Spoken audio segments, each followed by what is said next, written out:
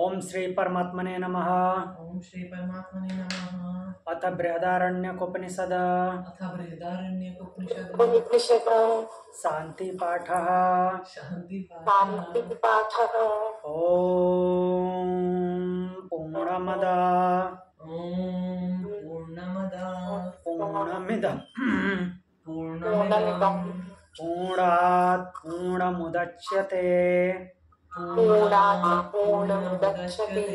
पूर्णस्य पूर्णमादाय पूर्णमेवावशिष्यते।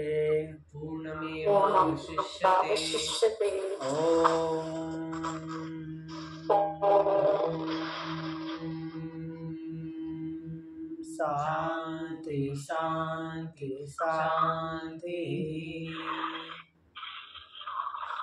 ओम शांति शांति शांति।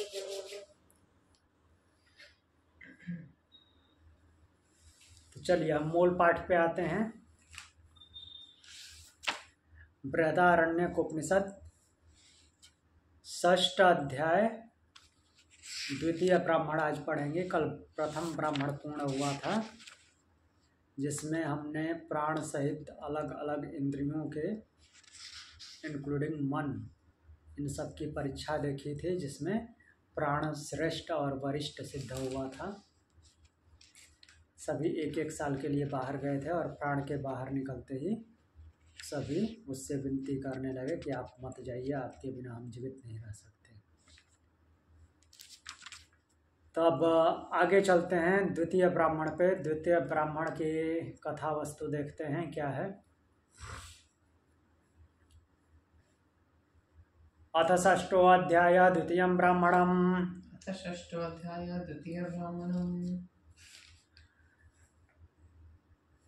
तो द्वितीय ब्राह्मण का प्रथम मंत्र श्वेतकेतुर्हुवा आरुणेयः पांचालानां परिषदम् आजगाम स आजगाम जयवलिम् प्रवाहणं परिचारयमाणम् तमुदीक्षाभ्युवाद कुमारा इति स भो इति प्रतिशुश्रावानुशिष्टो अन्वसि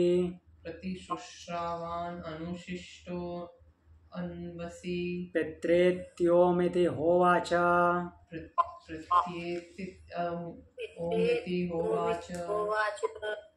तो इस प्रथम मंत्र में ऐसा बोलते हैं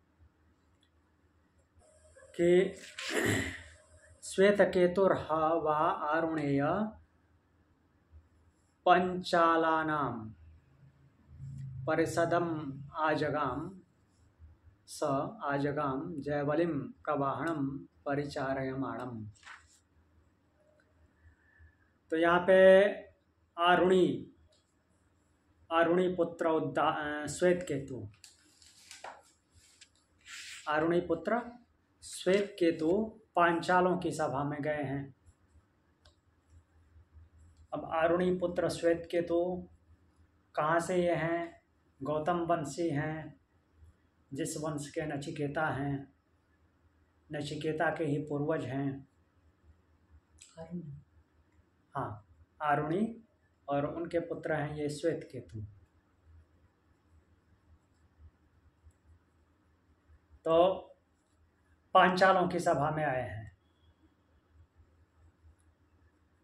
तो वहाँ पे एक और व्यक्ति है, जीवल के पुत्र प्रवाहण, उनके पास पहुँचे। तो उस समय वो क्या करा रहे हैं? सेवकों से परिचर्या, अर्थात जो कार्य है उनके, राज कार्य, सेवा कार्य, वो सब उस समय करा रहे हैं। तो सीधी सी बात है कि वो राजा के पुत्र हैं, प्रवाहन।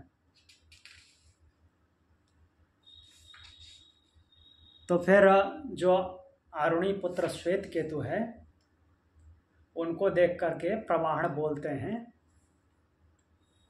कि हे कुमार, इति स भो इति प्रति शुश्रो।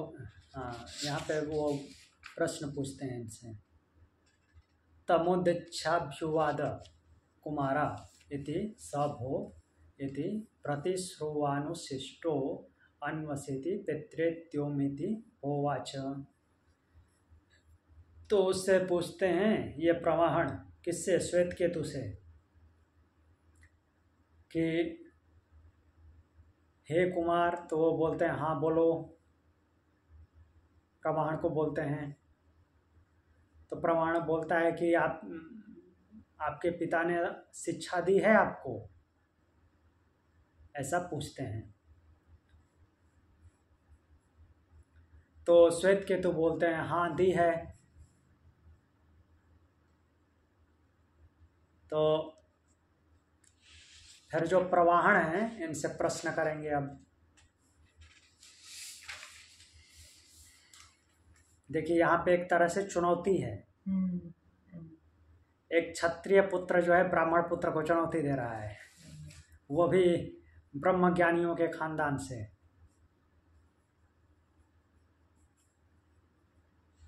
पूछ रहे हैं कि तुम्हारे पिता ने तुमको शिक्षा दी है? तो श्वेत केतु बोलते हैं हाँ दी है।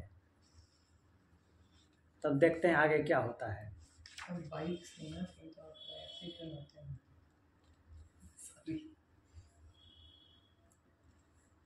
तो इनसे 5 प्रश्न पूछेंगे। दूसरा मंत्र देखते हैं, वेत्थयथेमा प्रजा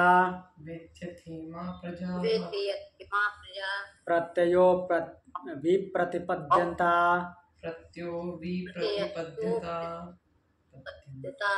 इति नेति होवाच। वेत्थो यथेमं लोकं पुनरापद्यन्ता इति नेति होवाच। वेत्थो यथासौ लोका एवं बभूवि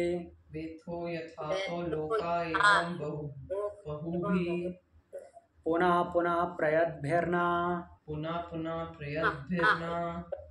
सम्पूर्णयता इति नेति हैवोवाच। वेत्थो यतिथ्यामाहुत्यां हुतायामापः पुरुषवाचो भूत्वा समुत्थाय वदन्ति इति नेति होवाच। वेत्थो देवयानस्य वापथः प्रतिपदं पितृयाणस्य वा यत कृत्वा देवयानं वा पंथानं प्रतिपद्यन्ते पितृयाणं वापिहि न ऋषेर्वचा श्रुतं द्वे श्रुति अशृणवम् पितॄणामहं देवानामुत मर्त्यानां ताभ्यामिदं विश्वमेजत् समेति यदंतरा पितरम मातरम चेति यदंतरा पितरम मातरम चेति नाहमत नाहमत एकंचन एकंचन वेदेति होवाच। वेदेति होवाच। तो देखिए यहाँ पे अब क्या है। श्लोक दिख नहीं रहा था हिंदी। हाँ, नीचे का नहीं दिखा, सॉरी।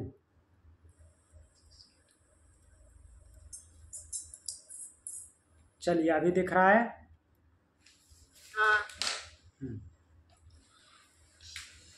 तो यहाँ पे व्यथयथेमा प्रजा प्रत्ययो विप्रतिपद्यन्ता इति नेति होवाच व्यथो यथेत। लोकम कई प्रश्न पूछते हैं, तो देखते हैं क्या पूछते हैं। तो प्रमाण उनसे पूछते हैं कि मरने पर या प्रजा अर्थात जीवात्मा जो है मरने पर, मृत्यु होने पर विभिन्न मार्गों से जाती है, अलग अलग मार्गों से जाती है। पहले हमने देखा है ना, देव मार्ग, पितृमार्ग, देवयान पितृयान। तो अलग अलग मार्गों से जाती है। पूछते हैं प्रवाण की क्या तुम्हें पता है, तुम जानते हो? तो श्वेत केतु उत्तर देते हैं नहीं जानता। सीधा सीधा उत्तर है, नेति होवाच, नहीं जानता, ऐसा वाच किया। फिर प्रवाण पूछते हैं दूसरा प्रश्न कि वो जाता है, जाकर के फिर से वापस आता है इस लोक में, उसको जानते हो? कैसे पुनरागमन होता है? श्वेत केतु उत्तर देते हैं नेति होवाच, ऐसा नहीं जानता मैं, मीन्स इसको भी मैं नहीं जानता। फिर प्रवाण पूछते हैं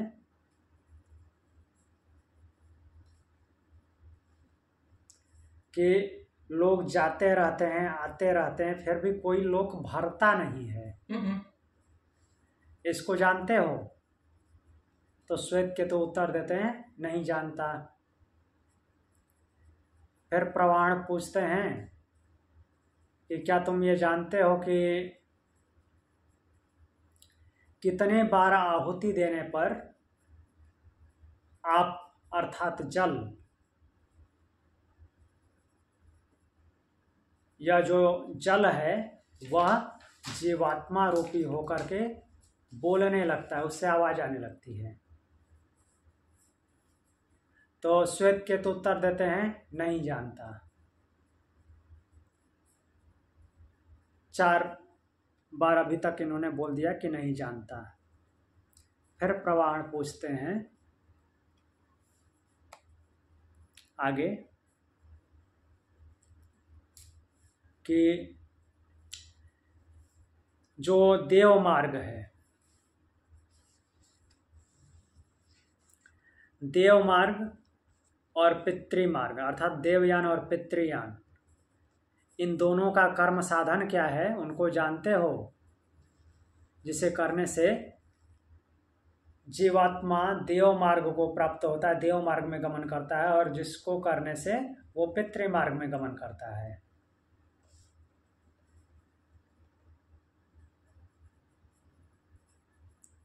तो फिर आगे बोलते हैं, एक मिनट,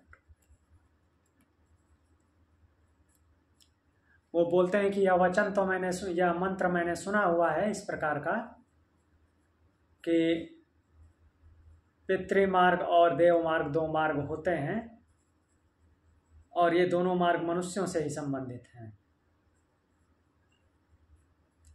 और इन दोनों मार्ग से जाने वाला जो है वो फिर से वापस आता है, ऐसा जाना जाता है। तो देव मार्ग और पितृमार्ग दोनों मार्ग मनुष्यों से संबंधित हैं, और इससे जाने वाला, पहले तो बोल रहे हैं कि वो जैसा कर्म करता है वैसे ही वो मार्ग को ग्रहण करता है, वैसे जाता है। अब आता है या नहीं आता है उसकी बात अभी यहाँ पे बोली नहीं गई है। तो बताए हैं कि ये दो मार्ग किससे प्राप्त होते हैं, वो इस बारे में बता रहे हैं कि अस्वर्णम पितॄणाम हम देवनामुतम मर्त्यानाम ताभ्यामिदम विश्वमेतज समेति यदंतरा पितरम मातरम चेति ना हम एकंच वेदेति होवाच। तो ये माता और पिता के माध्यम से प्राप्त होते हैं, उनके ही मध्य हैं। तो इस पर इसका उत्तर देते हुए मीन्स फाइनली ये श्वेत केतु बताते हैं कि इसको मीन्स वास्तव में क्या होता है, ये देव मार्ग और पितृ मार्ग में जाते हैं तो उसके बाद क्या होता है, तो ये वो नहीं जानते, श्वेत केतु नहीं जानते। तो बोलते हैं कि इनमें से मैं एक को भी नहीं जानता, किसी का उत्तर नहीं जानता। मीन्स 5 प्रश्न पूछे और 5 में से एक का भी उत्तर ये नहीं दिए। जो प्रवाहन है वो श्वेत केतु से 5 प्रश्न पूछते हैं, 5 में से एक का भी उत्तर उनको नहीं आया। ब्रह्म ज्ञानियों की वंश परंपरा से हैं। तो अब आगे बढ़ते हैं, आगे देखते हैं क्या होता है। वो क्षत्रिय को ज्यादा नॉलेज है। हाँ। तो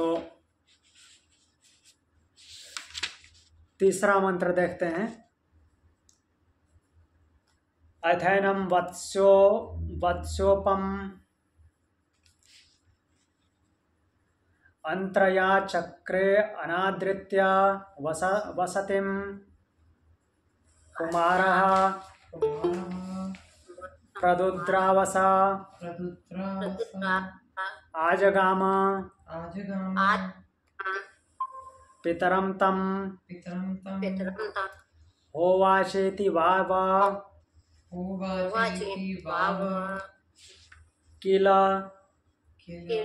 नो भवान पुरानुष्ठिष्ठानवोच इति कथम सुमेध इति पंचमा प्रश्नान राजन बंधुर प्राचित्तत्तो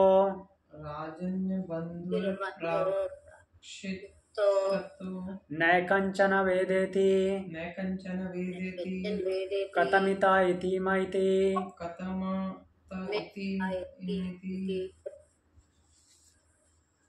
हा प्रतीकान्युदा जहार।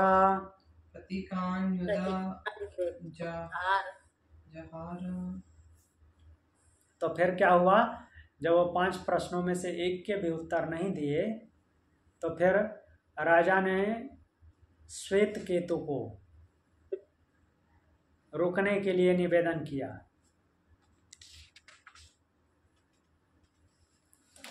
राजा ने श्वेत केतु को रोकने का निवेदन किया, लेकिन वो कैसे रोक सकते हैं, इतनी कुल परंपरा है, गौतम ऋषि की कुल परंपरा की नाक कट गई है। 5 में से एक भी प्रश्न नहीं आया। तो अब वहां से वो रुकते नहीं है, वहां से चले जाते हैं, राज दरबार से वो चले जाते हैं और जा करके जाते हैं कहाँ, अपने पिता के पास, अपने पिता अरुणी के पास जाते हैं और बोलते हैं उनसे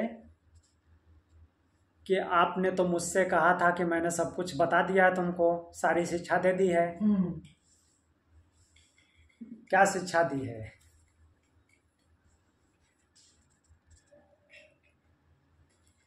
तो बोल रहे हैं कि वो पूरा वृत्तांत बताते हैं और बोलते हैं कि उसने 5 प्रश्न पूछे और मैं एक भी नहीं उत्तर दे पाया।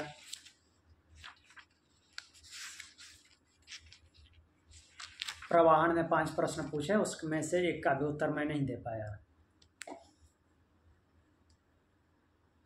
तो ऐसा कहने पर वो ऐसे नाम लेकर नहीं बताते हैं, वो बोलते हैं कि एक क्षत्रिय ने मुझसे 5 प्रश्न पूछे। अब ये भी बात आती है, ब्रह्मज्ञानी के पुत्र जो है क्षत्रिय के प्रश्न का जवाब नहीं दे पाए, बोल और बताए कि मैं उनमें से किसी प्रश्न का उत्तर नहीं दे पाया। फिर वो पूछते हैं कि वो कौन थे, तो फिर ये बताते हैं कौन थे, मतलब कि कौन कौन से प्रश्न पूछे थे।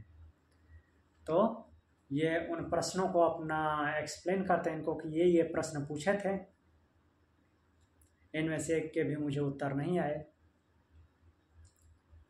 तभी देखते हैं कि उनके पिता आरुणि क्या बोलते हैं।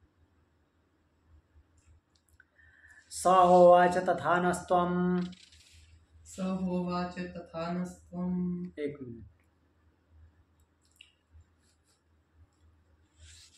तात तात जानिथा यथा यदहं जानिथा यदा यदम् किंच वेद किंच किंच वेद वेद सर्वमहं सर्वमहं तत्तोभ्यं वोचं तत्तुभ्यं तत्तुभ्यं वोचं वोचं प्रेहितोऽनत्र प्रेहितु तत्र प्रतीत्य प्रतीत्या ब्रह्मचर्यं ब्रह्मचर्यं वत्स्यावैति वत्स्यावैति आगति भावनेव गच्छत्विति भावनेव गच्छत्विति स आजगाम स आजगाम गौतमो यत्र प्रवाणस्य गौतमो यत्र प्रमाणस्य जयवलेरास जयवलेरास तस्मा तस्मा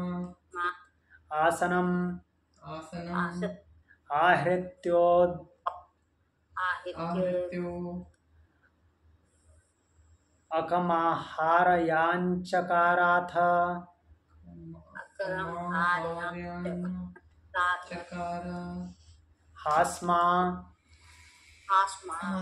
अर्ध्यं चकार अर्ध्यं चकार तं होवाच तं होवाच वरं भगवते गौतमाय ददम् इति। वरं भगवते गौतमाय तद्दिति। तो अब ये पिता को अपनी सारी व्यथा सुनाते हैं श्वेत केतु। तो उनके पिता जो आरुणि हैं वो बोलते हैं कि हे तात, तुम हमारी बातों को वृथा ले रहे हो। तुम संदेह कर रहे हो कि मैंने तुम्हें शिक्षा नहीं दी है।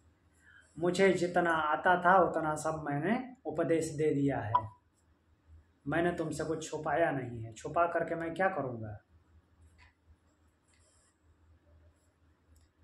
तो फिर बोलते हैं कि ठीक है, प्रश्न का उत्तर नहीं दे पाए तो हम चलते हैं, उनसे ही प्रश्न का उत्तर पूछते हैं।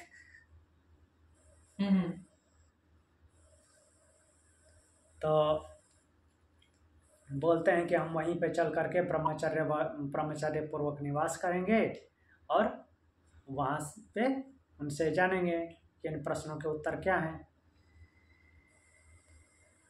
तो उनके पुत्र जो श्वेत केतु हैं इतने क्रुद्ध हैं कि वो जाना नहीं चाहते।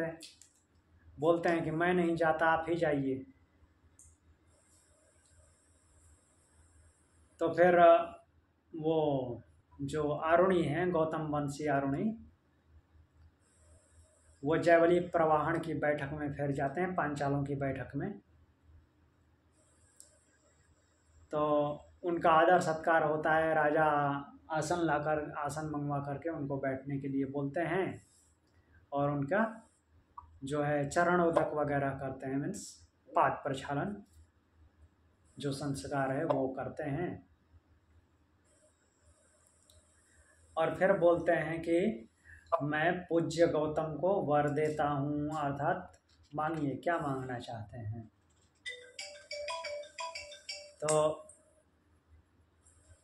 फिर आगे देखते हैं कि अब वो क्या मांगते हैं।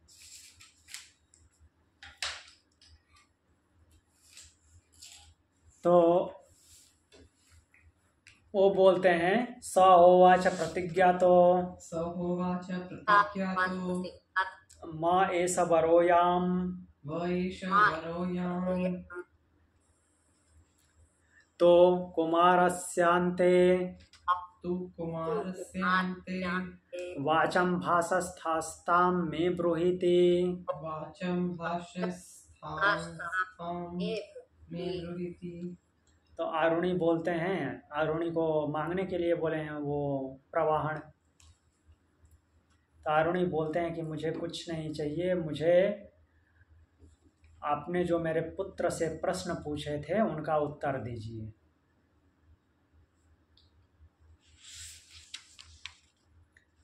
बोलते हैं कि आपने मुझे वर देने की प्रतिज्ञा की है, तो उस वर के रूप में मैं ये मांगता हूँ कि कुमार से जो प्रश्न पूछा था, अर्थात मेरे पुत्र से जो प्रश्न पूछा था, वो मुझसे कहिए, अर्थात उसका उत्तर दीजिए। तो देखते हैं अब वो क्या बोलते हैं। प्रवाहन बोलते हैं,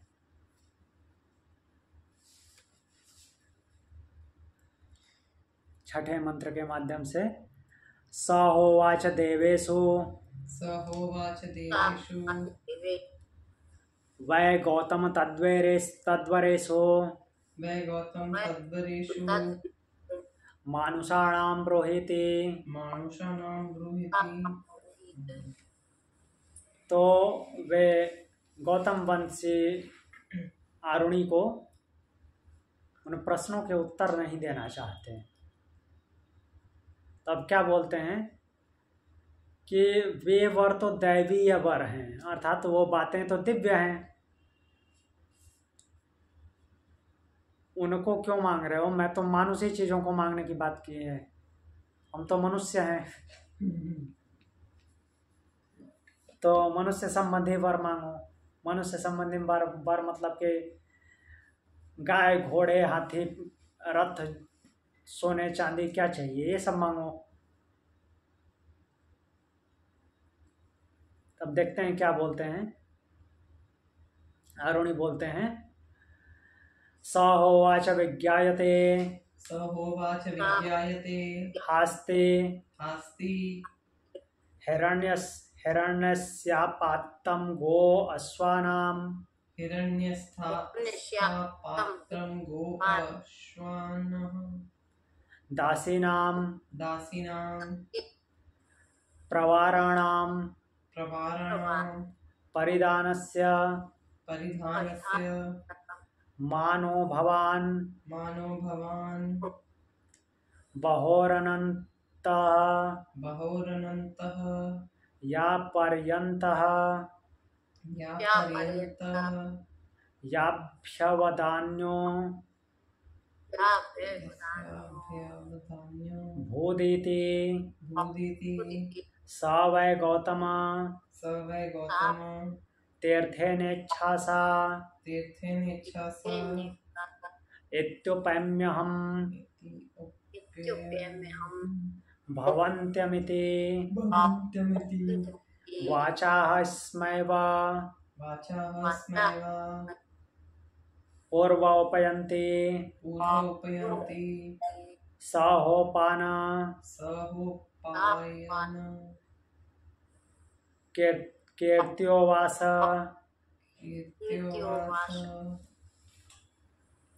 तब देखिए आरुणि क्या बोलते हैं, स होवाच विज्ञायते हास्ति हिरण्य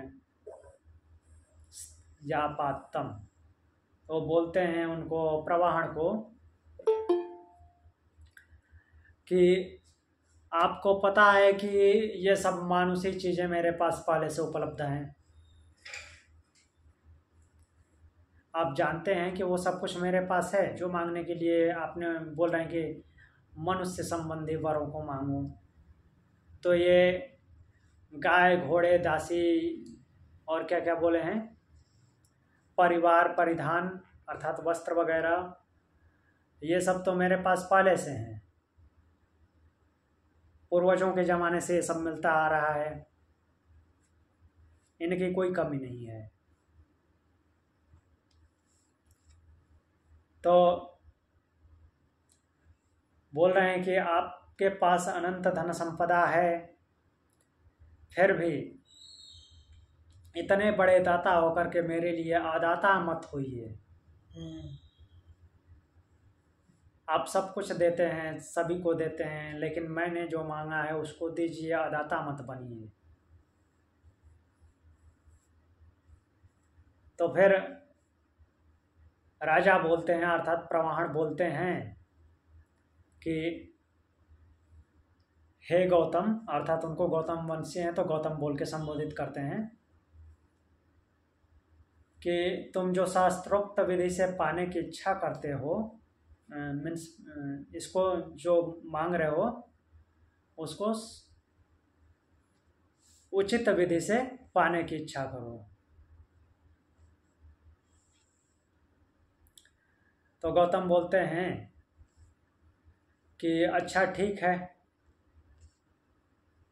मैं आपके शिष्य भाव से प्रतिष्ठित होता हूँ, आपका शिष्य बन जाता हूँ। आपका शिष्य बन जाता हूँ, मेरे को उपदेश दीजिए। क्योंकि पहले भी जो ब्रह्म ज्ञानी है, मीन्स अपने आप को ब्रह्म ज्ञानी कहलाने वाले हैं थे, वो भी वाणी से ही क्षत्रिय के यहाँ उपसन्न होते थे, अर्थात उसके निकट बैठते थे। ठीक है,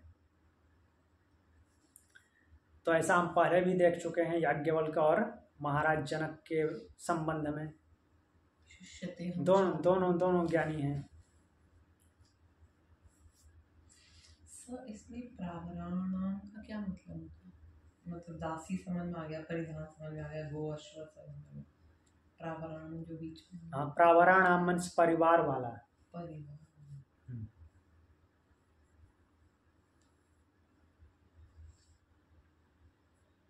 तो बोलते हैं कि मैं शिष्यत्व ग्रहण करता हूँ, और जो ब्रह्म विद्या के उपासक हैं वो पहले भी वाणी से ही क्षत्रिय के यहाँ उपसन्न होते थे। उपसन्न मतलब कि उसके नज़दीक बैठना, शिष्य भाव से बैठना, ऐसा पहले भी होता रहा है। यहाँ वाणी का मतलब डिक्लेरेशन है। हाँ, मुख से, मीन्स मुख से बोल करके। हाँ, तो फिर बोलते हैं कि मीन्स ये श्रुति बोलती है ऐसा इस मंत्र के माध्यम से कि वहाँ पे अब ये गौतम वंशी आरुणी जो हैं उनका शिष्यत्व स्वीकार करके वहाँ रहने लगे। ठीक है, प्रवाहण के यहाँ रहने लगे। अब 8वां मंत्र देखते हैं। 8वें मंत्र में ये क्या बोलते हैं।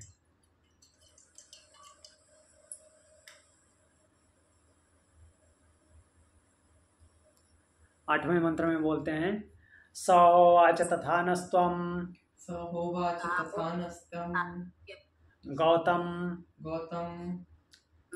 मापराधास्तव च पितामहा यथेयं विद्येतः पूर्वं न कस्मिंश्चन ब्राह्मण उवास ताम त्वहं तुभ्यं वक्ष्यामि को हि त्वैवं ब्रुवन्तमर्हति प्रत्याख्यातुमिति। तो प्रवाहण बोलते हैं राजा से नहीं, वो तो खुद ही हैं। प्रवाहण बोलते हैं किससे? आरुणि से, कि हे गौतम, जिस प्रकार से तुम्हारे पूर्वजों ने, पितामहों ने हमारे पूर्वजों का अपराध नहीं माना, अर्थात कि हमने कुछ भूल से भी कुछ गलत बोल दिया हो तो उसको क्षमा कर दिया है, तो उसी प्रकार से तुम भी हमारा अपराध मत मानना, आप भी हमारा अपराध न मानना, ऐसा पहले ही बोल दे रहे हैं। क्योंकि शिष्यत्व भाव ग्रहण किए हैं तो बीच में ऐसी ऊर्जा जग सकती है ना कि मैं इसके खानदान का गुरु रहा हूं, या ऐसे कैसे बोल रहा है मेरे को।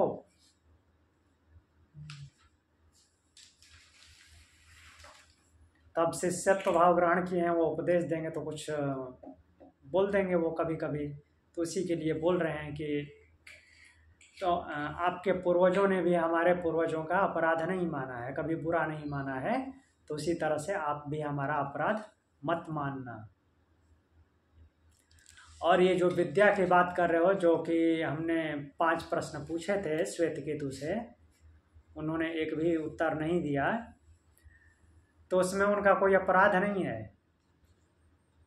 वास्तविकता ये है कि ये प्रश्न कभी, ये बोल रहे हैं कि ये विद्या जो जिसमें से ये प्रश्न निकले हैं, ये कभी किसी ब्रह्म तत्व को जानने वाले या ब्रह्म के उपासक के पास रही ही नहीं, अर्थात ब्राह्मण के पास नहीं रही है। ये विद्या क्षत्रियों के बीच में चलती रही है, राजाओं के बीच में।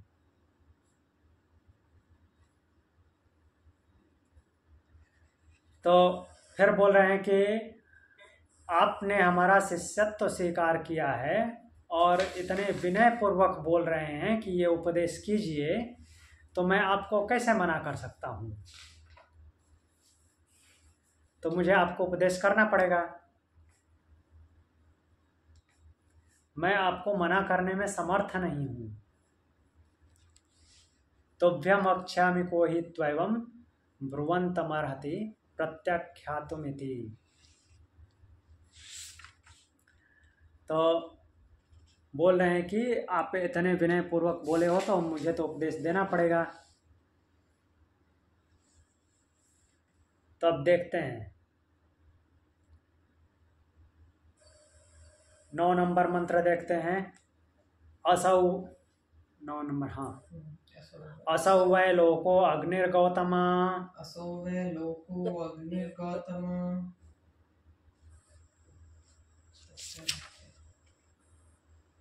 एक मिनट,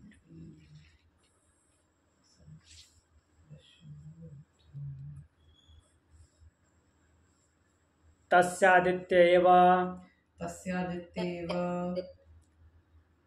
समिद्रस्मयो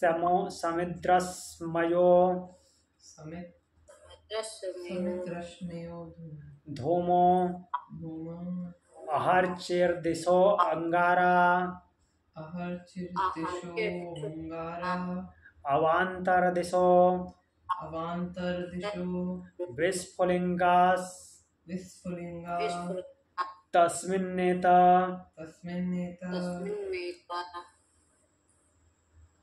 अस्मिन्नग्नौ अग्नौ देवाः श्रद्धां जुह्वति तस्या आहुत्यै सोमो राजा संभवति।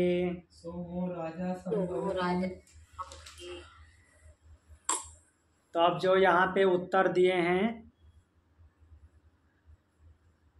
ये प्रवाहन, ये कुछ इस प्रकार से उत्तर दिए हैं। तो जितने भी उत्तर दिए हैं सभी कुछ प्रतीकात्मक हैं, कोई अभी लौकिक रूप से गूढ़ रहस्य निकल करके इसमें आने वाले नहीं हैं।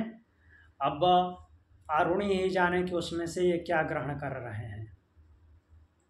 तो वैसे हम पढ़ लेते हैं।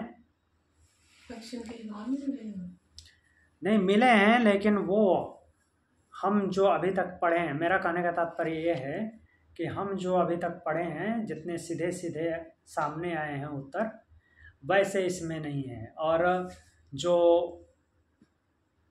इन्होंने कंपैरिजन भी किया है यथा पिंडे तथा ब्रह्मांडे के रूप में, वो कंपैरिजन भी वैसे एक्यूरेट प्रतीत नहीं होते सही।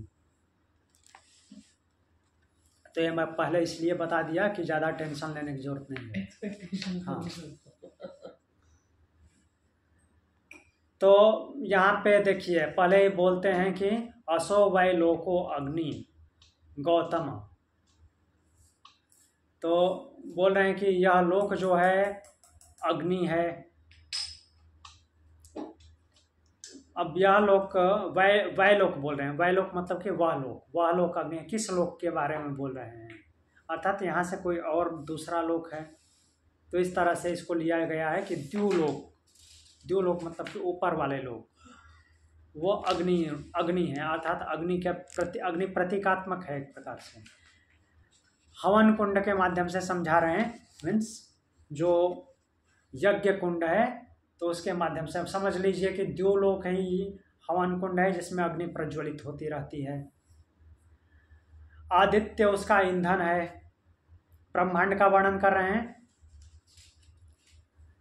द्युलोक अग्नि है, आदित्य उसका ईंधन है। अर्थात आदित्य की आहुति, आदित्य ईंधन का कार्य कर रहा है जिससे कि ये द्युलोक प्रज्वलित है। और उसकी जो किरणें आ रही हैं, किरणें चूंकि कणों के माध्यम से दिखती हैं कि वो ऐसे लगता है कि एक जगह से दूसरी जगह जाती हुई प्रतीत होती हैं, तो वैसे धुआं जैसे मूव करता है वही है। और जो दिन होता है, दिन ज्वाला है, अर्थात उसका प्रकाश, उन अग्नियों का प्रकाश। दिशाएं वो अंगारे हैं, अंगारे जो लाल लाल दिखती हैं वो दिशाएं हैं, दिशाओं को अंगारा बताया है। अवान्तर दिशाएं अर्थात जो कोणीय दिशाएं हैं, ऊपर नीचे वगैरह, तो वो क्या है? विस्फुलिंगानी चिंगारियां हैं। विस्फुलिंगा तस्मिन्नेत। तो इस द्युलोक रूपी अग्नि में देवगण अर्थात जो भी, हम यहाँ पे चूंकि ब्रह्मांड से इसका रिलेशन दे रहे हैं तो पिंड के देवगण से नहीं लेंगे। जो जो इससे संबंधित है, लाइक मन का संबंध किससे? चंद्रमा से। नेत्र का संबंध आदित्य से। मुख का संबंध अग्नि से। इस तरह से तो उनको इसका माध्यम बनाना है। तो ये देवगण क्या करते हैं कि उस द्युलोक रूपी अग्नि में आहुति देते हैं। ठीक है। तो जिससे क्या होता है कि सोम राजा उत्पन्न होता है। सोम नाम दिए हैं। सोम एक प्रकार से उसमें से जो प्रजा उत्पन्न होती है उसका नाम है सोम राजा। सोमो राजा संभवती।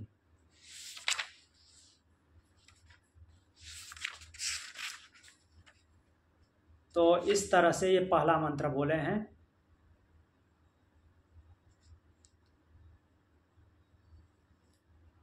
और सोमो राजा कहने का तात्पर्य यहाँ पे है, जो शंकराचार्य जी ने इसको एक्सप्लेन किया है, तो वहाँ पे उन्होंने सोमो राजा किसको बोला है? आपको, जल को।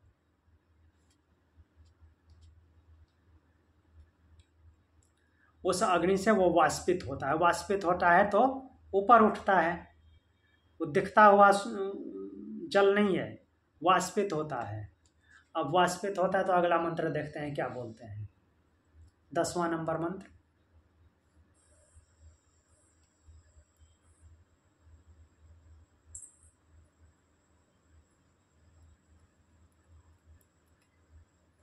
पर्जन्यो वा अग्निर्गौतम पर्जन्यो वा अग्निर्गौतम तस्य संवत्सरा एव समिदभ्रामी एव समिदभ्राणी धूमो विद्युत अर्चिर असनिरंगारा ह्रादुनयो विस्फुलिंगा तस्मिन्ने तस्मिन् अग्नौ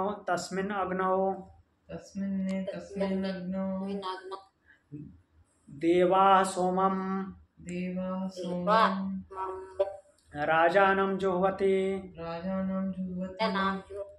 तस्या आहुत्यै तस्या तस्या आहूते आहूते वृष्टि संभवति। वृष्टि वृष्टि संभवति। तो अब देखिए यहाँ पे, और पहले उसको सोम राजा को जल क्यों बताया गया है, जल जो वाष्पित होकर के ऊपर उठेगा, तो यहाँ पे वही बता रहे हैं कि पर्जन्यो वा अग्निर्गौतम तस्य संवत्सर एव समित भ्राणी। तो पर्जन्य को अग्नि बोल रहे हैं। पर्जन्य अर्थात जिससे बारिश होती है, जिससे बारिश होती है, किससे बारिश होती है, मेघ से। तो बादल अग्नि है, क्योंकि वो सोम राजा जल था, तो वो जल से फिर वो क्या हो गया, मेघ बने। तब यहाँ पे मेघ को अग्नि बता रहे हैं। अग्नि बोलने का तात्पर्य ये है कि उसका मूल स्वरूप, अग्नि का मतलब ये जलती हुई दहकती हुई आग के रूप में केवल नहीं लेना, मूल स्वरूप उसका क्या होता है। जैसे कि यज्ञ का मूल स्वरूप किससे प्रतिष्ठित होता है, जलती हुई आग दिखती है उससे। तो वैसे ही उसमें मूल क्या है, उसका बेस क्या है, आधार क्या है, तो मेघ ही अग्नि है। संवत्सर, संवत्सर उसका समिध है, जो वर्ष है, वर्ष है उसका, वो उसका समिध है। समिध मतलब कि लकड़ी, जिसकी वजह से वो आग जल रही है। अर्थात पूरे वर्ष में जो कुछ भी होता है उसकी वजह से मेघ बनता है। ये क्या हो रहा है, समझ नहीं आ रहा। मतलब कि जो भी क्रियाकलाप होता है साधक के द्वारा, उनके कर्मों के हिसाब से फिर वो पर्जन्य अर्थात मेघ बनता है।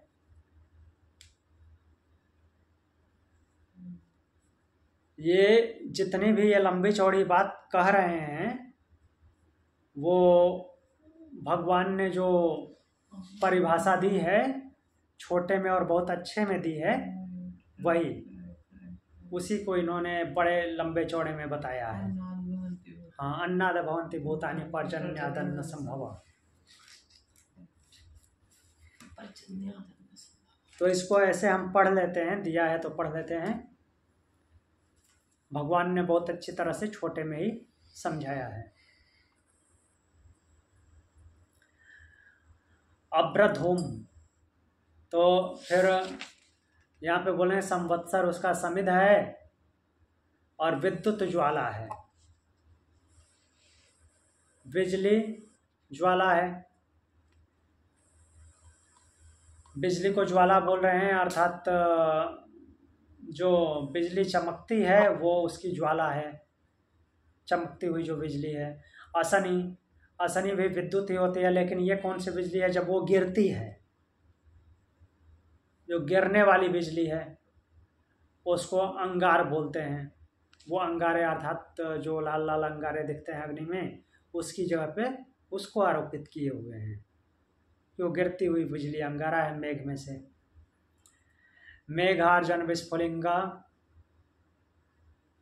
और जो मेघ का गर्जन है वो उसकी चिंगारियां हैं। जैसे आग के वो ईंधन जो है फटते हैं जब लकड़ी वगैरह, तो उससे जो चिंगारियां निकलती हैं वो मेघ की गर्जना वैसा कार्य करता है मेघ में। तो फिर लास्ट में बोलते हैं कि इस अग्नि में देवगण सोम राजा को हवन करते हैं। तो उस आहुति से फिर क्या होती है, वृष्टि होती है। वो जल वाष्पित हुआ है, उसी का हवन किया जाता है, तो फिर उससे वृष्टि होती है, बारिश होती है।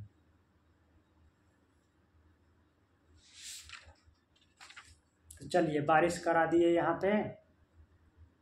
अगला मंत्र देखते हैं, 11 नंबर।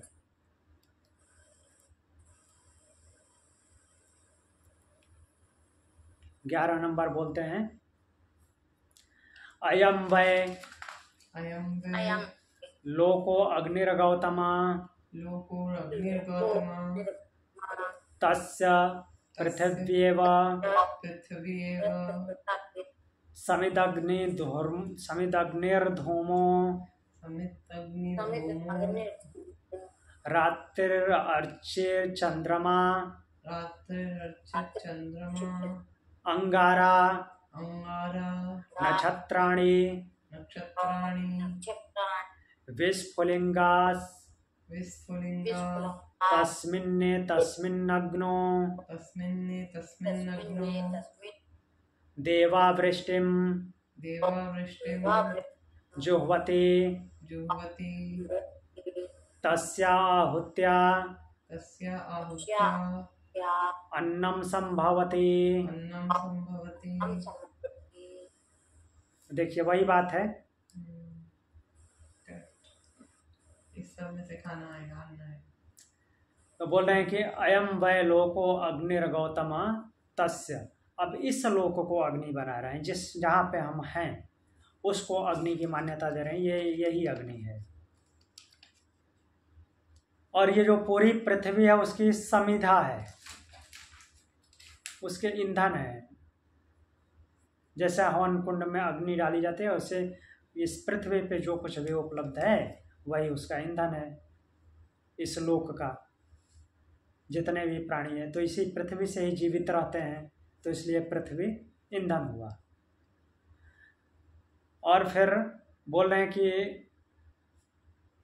पृथिव्येम समिद्ध अग्निर्धूम, और यहाँ पे जो अग्नि होती है अर्थात यहाँ पे जो ताप है, टेम्परेचर है, उसको इसका धुआं बता रहे हैं। रात्रि को ज्वाला बता रहे हैं, रात्रि जो होती है यहाँ पे वो ज्वाला है। चंद्रमा अंगारा है, चंद्रमा तो ठंडा है और उसको यहाँ पे अंगारा बता रहे हैं, प्रतीक है एक तरह से। नक्षत्राणि विस्फुलिंगानि, नक्षत्र जो नक्षत्र दिखते हैं वो क्या हैं, विस्फुलिंगानि, उसकी चिंगारियां हैं, चिंगारियों की तरह दिखते हैं। तस्मिन् नग्नो, इस प्रकार से इस अग्नि में देवा वृष्टिर जुह्वति, देवता क्या करते हैं, वृष्टि की आहुति करते हैं। बारिश की आहुति यहाँ पे होती है इस श्लोक में। तो बारिश की जब आहुति होती है तो क्या होगा, बारिश की आहुति होगी तो अन्न उत्पन्न होगा, इसी बात को ये बता रहे हैं। मीन्स इस बात को इतने लंबे चौड़े में और ऐसे ऐसे एग्जाम्पल दिए हैं कि दिमाग घूम जाएगा उधर ही, कि ये अग्नि कहाँ से हो गया, चंद्रमा अंगारा कहाँ से हो गया। तो इन सबको एक प्रकार से प्रतीकात्मक देखना है। और इस तरह होते होते देवताओं ने क्या किया है, देवता अर्थात कि अब यहाँ पे पिंडों को ले लीजिए या फिर ब्रह्मांड के ही तत्वों को भी ले सकते हैं, वृष्टि की आहुति की, अर्थात बारिश हुई इस पृथ्वी में, पृथ्वी रूपी अग्नि में वृष्टि की आहुति हुई, आहुति दी गई बारिश की, तो बारिश होने की वजह से क्या हुआ, अन्न उत्पन्न हुआ, अन्नम संभवति। ठीक है। अब यहाँ तक जो खेल था, जितना व्याख्यान था वो ब्रह्मांड से रिलेटेड था। अब फिर आएंगे पिंड में, तो पिंड की चर्चा को हम कल देखेंगे। ठीक है। वो भी कुछ ऐसा ही है, कुछ बहुत विशेष ऐसा सिंपल वे में समझाने वाला नहीं है, बट उसको भी देखेंगे। हेलो,